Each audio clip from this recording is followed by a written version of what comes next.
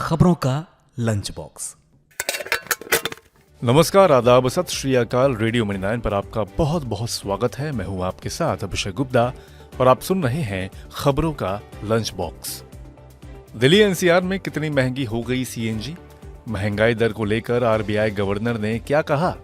क्या बदलने जा रहा है कर्ज देने का तरीका? बताएंगे आपको। और इसके अलावा भी होंगी बिजनेस और पर्सनल फाइनेंस से जुड़ी कई और बड़ी खबरें। तो चलिए खोलते हैं खबरों का लंच बॉक्स। दिल्ली एनसीआर और आसपास के इलाकों में सीएनजी की कीमतें गुरुवार को बढ़ा दी गई हैं। दिल्ली, नोएडा, ग्रेटर नोएडा, गाजियाबाद और हापुड़ में सीएनजी के रेट में ₹1 का उछाल आया है। हालांकि रेवाड़ी में कीमत ₹1 कम हो गई है। दिल्ली में सीएनजी की नई कीमत ₹75.59 प्रति किलोग्राम, नोएडा में ₹81.20, वहीं ग्रेटर नोएडा, गाजियाबाद और हापुड़ में कीमत ₹80.20 प्रति किलोग्राम हो गई है। रेवाड़ी में पहले रेट ₹82.20 प्रति किलोग्राम था, जो कि अब ₹81.20 हो गया है। अन्य इलाकों में कीमतों में कोई बदलाव नहीं किया गया है। इंद्रप्रस्थ गैस लिमिटेड की ओर से एक नोटिफिकेशन जारी कर यह बताया गया है कि बढ़ी हुई कीमतें 23 नवंबर की सुबह 6 बजे से लागू हो गई हैं। आरबीआई गवर्नर शक्तिकांत दास ने कहा कि ग्लोबल अनिश्चितताओं ने पॉलिसी मेकर्स और फाइनेंशियल सेक्टर के लिए चुनौतियां बढ़ाई हैं। उन्होंने आगे कहा कि चालू वित्त वर्ष 2023-24 और अगले वित्त वर्ष 2024-25 में रियल जीडीपी ग्रोथ 6.5% रहने का अनुमान है। इसके अलावा उन्होंने कहा कि आरबीआई का ध्यान महंगाई दर को 4% पर लाने पर है। हमारी महंगाई लक्ष्य पर नजर बनी हुई है। मॉनेटरी पॉलिसी में महंगाई नियंत्रण हमारी प्राथमिकता होगी। पॉलिसी पर फैसला लेने के दौरान ग्रोथ की जगह महंगाई नियंत्रण को प्राथमिकता दी जाएगी। वहीं रिटेल महंगाई घटाने के लिए कई कदम उठाए गए हैं। बैंक जल्द ही अपने कर्ज को सुरक्षित बनाने के लिए ग्राहकों की छानबीन करने का नया तरीका अपना सकते हैं। बैंक ने लोन आवेदन में किए गए दावों की सत्यता जांचने के लिए नेशनल सिक्योरिटी डिपॉजिटरी लिमिटेड यानी कि एनएसडीएल के जरिए लोन एप्लीकेंट्स के आयकर रिटर्न तक पहुंच बनाने के लिए सरकार से मंजूरी मांगी है। बैंकों ने ऐसे कई मामलों का एग्जाम्पल दिया है जिसमें एप्लीकेंट्स ने फर्जी दस्तावेज के साथ अपनी आय को बढ़ा चढ़ाकर या गलत बताया है। इससे बैंकों के साथ धोखाधड़ी के मामले बढ़े हैं।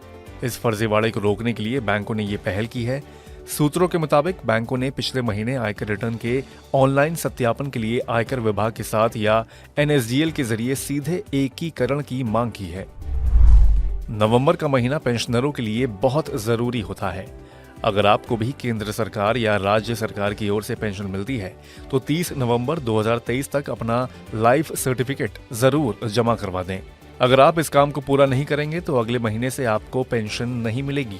ध्यान देने वाली बात यह है कि साल में एक बार हर पेंशन पाने वाले व्यक्ति को अपने जीवित होने का प्रमाण देना पड़ता है। नियमों के अनुसार सुपर सीनियर सिटीजन यानी कि 80 साल से ज्यादा की उम्र के लोगों को जीवन प्रमाण पत्र जमा करने की सुविधा 1 अक्टूबर 2023 से 30 नवंबर 2023 के बीच मिल रही है। वहीं 60 साल से ज्यादा के वरिष्ठ नागरिक इस काम को 1 नवंबर से 30 नवंबर 2023 के बीच निपटा सकते हैं। इसे ऑनलाइन और ऑफलाइन दोनों तरीकों से किया जा सकता है। ऐसे में अगर आपने अभी तक जीवन प्रमाण पत्र जमा नहीं किया है तो इसे जल्द से जल्द कर लें। सर्दियां शुरू होने से पहले अंडे की कीमत तेजी से बढ़ने लगी है। बढ़ती लागत की वजह से उत्पादकों ने हैचिंग में कमी कर दी है। इस वजह से पिछले 2 महीनों में अंडे महंगे हो गए हैं। निर्यात मांग अच्छी बनी रहने की वजह से भी अंडों की कीमतों को समर्थन मिल रहा है। सितंबर से अब तक अंडे की कीमत में 37% का उछाल आ चुका है। नेशनल एग कोऑर्डिनेशन कमेटी के मुताबिक अंडे का मौजूदा भाव नमक्कल में ₹550 प्रति सैकड़ा है, जो सितंबर में ₹400 प्रति सैकड़ा चल रहा था। खोलते हैं लंच बॉक्स का अगला डब्बा।